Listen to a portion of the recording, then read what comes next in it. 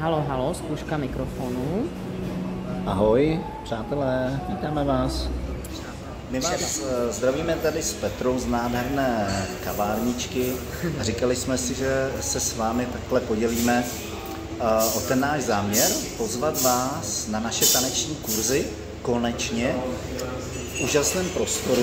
Ano, v úžasném prostoru, novém sále, pražské čtvrtí Lisolaje.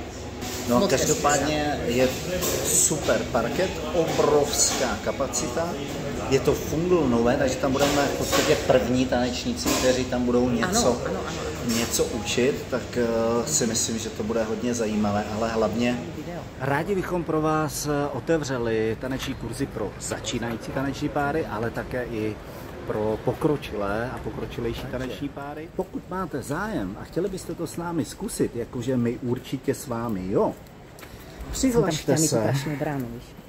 Jo, výborně. Přihlašte se na linku pod videem. A nejenom sami sebe, pokud máte nějaké známé, kterých víte, že třeba by rádi se naučili tancovat, nebo i zdokonalili, tak je určitě taky přihlašte, nebo je odkažte na naše video a na naše stránky.